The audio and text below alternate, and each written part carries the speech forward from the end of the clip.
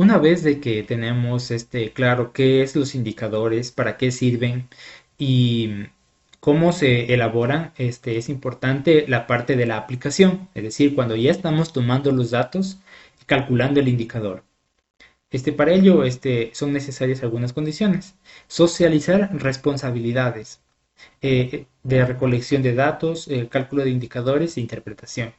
Socializar responsabilidades significa que cada parte del equipo del trabajo, cada trabajador o el supervisor o el jefe, eh, tienen que tener clara cuál va a ser su participación dentro del proceso de medición. Si ya sea medir una determinada característica con el indicador, observar una determinada característica o parte del proceso. Eso consistiría en la recolección de datos, pero también otra persona puede ser encargada de interpretar estos indicadores o incluso las mismas personas. Bueno, esto no interferiría mucho en el empleo de indicadores. Lo que sí, digamos, es importante es que cada persona tenga claro cuál va a ser su papel en el uso de estos indicadores.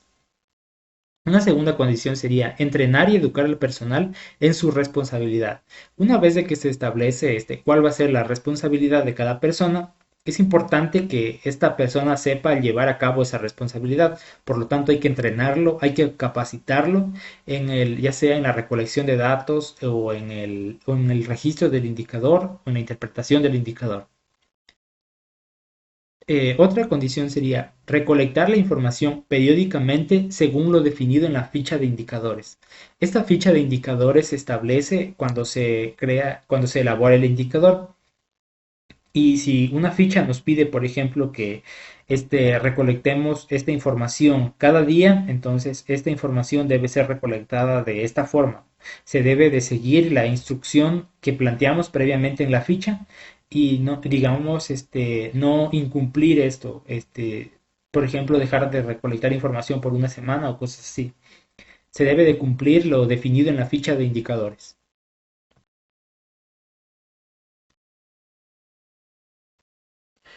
Con respecto al análisis e interpretación de los indicadores, el análisis varía según el tipo de indicador y el contexto en el que se lo hace. Asimismo, se debe de conocer la tendencia del indicador. Analizar un indicador puede ser, digamos, una tarea complicada si el indicador que se establece no es sencillo de leer o es complicado de aplicar. Pero cuando el indicador se establece correctamente, se podrá, digamos, ver fácilmente si las mejoras están siendo eficientes. Por ejemplo, si el objetivo es aumentar la producción de una panadería, por ejemplo, de 90 a 100 panes diarios, y el indicador sería básicamente el número de panes y se podrá ver de acuerdo a cómo se apliquen las mejoras si cada día se van haciendo más o menos panes. Entonces, se puede ver, digamos, de una forma clara y sencilla si los objetivos se están cumpliendo y si después de aplicar una mejora se pueden ver resultados claros. La verificación de indicador se hace revisando su tendencia de cara al planteamiento de acciones correctivas o de mejora, es decir, de cara a los objetivos.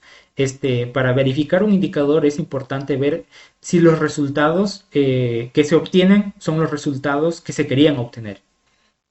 El análisis y la interpretación de cada indicador depende de su tipología y de la actividad que se realice. Es decir, esto tiene que ver más con lo que es cada tipo de indicador que se mostrará posteriormente.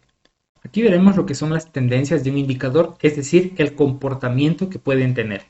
Un indicador puede presentar tendencia a la maximización, a la minimización o a mantenerse en rangos o límites de seguridad. Primeramente, la tendencia a la maximización. Quiere decir que debe crecer a través del tiempo. Por ejemplo, si se desean elaborar más productos, el comportamiento del indicador debe ser al alza, o sea, cada vez más se maximiza este indicador. Mientras más productos se obtengan cada día, se puede decir que se tiene un indicador con tendencia a la alza. Un, un indicador con tendencia a la minimización disminuye a través del tiempo. Por ejemplo, si se quieren reducir los errores o los defectos del producto, mientras menos defectos, mientras menos errores se tengan en el producto o en el proceso, se puede decir que se tiene un indicador que trata de minimizar, que trata de ir a la baja. Y indicadores con límites de seguridad es que deben mantenerse dentro de unos límites. Esto es principalmente luego de, digamos, lograr una mejora. Por ejemplo, si se aplica el método de las 5 S y el taller se ordena y, digamos, se limpia, un indicador puede indicar, puede, digamos, permitir observar si esta limpieza, si este orden se mantiene a través del tiempo. Es decir, que no aumente el desorden, que no aparezca suciedad y todo esto. Es decir, aquí nos permite mantener ese estado de limpieza y de orden dentro de unos límites que no vaya a empeorar, mejor dicho. Como comentábamos al principio de la unidad, los indicadores y el seguimiento van a servir para la toma de decisiones a partir de la información que se recolecte. Pero para ello es importante saber qué decisiones se van a tomar. Eh, por lo tanto, se han planteado las siguientes 6 preguntas que pueden servir como guía para, digamos, indicar a las personas para que las personas sepan qué decisiones van a tomar a partir de la información que se ha recolectado. Primeramente, la pregunta ¿qué se quiere hacer? O sea, ¿qué se quiere hacer con los datos que se han recolectado y luego del análisis que se ha realizado de esos datos? La segunda pregunta es ¿por qué se va a hacer?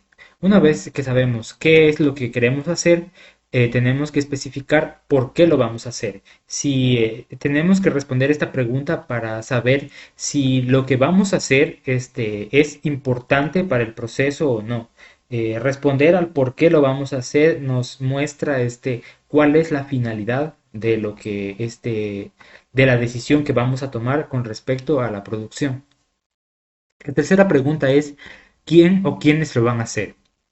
Una vez de que se define qué es lo que se va a hacer y el motivo, hay que establecer quién es el encargado de ejecutar la decisión que se está tomando, si son los trabajadores, si son los encargados, si es un equipo o si es una decisión que compete a todo el grupo. Aquí hay que establecer claramente quién va a ser el responsable de llevar a cabo la decisión.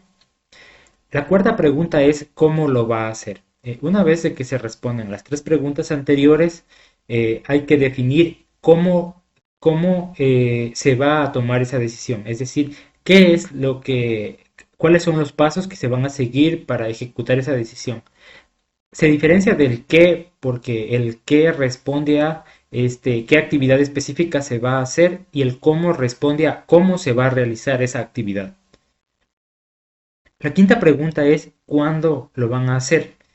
Esto también es importante ya que si no definimos en qué periodo de tiempo lo vamos a realizar, en qué fecha se va a iniciar y en qué fecha se va a concluir, lo vamos a ir postergando y con la frase típica de ya lo hago mañana o la próxima semana. Entonces es importante definir cuándo se va a hacer la decisión que se ha tomado. Y por último, la pregunta de dónde lo van a hacer, es decir, el lugar en donde se va a ejecutar. Si se va a ejecutar allí en el mismo lugar de trabajo, si se va a ejecutar en una etapa del proceso, en algunas etapas, especificar el lugar en donde se va a aplicar la decisión o la mejora, es importante también tener esta información.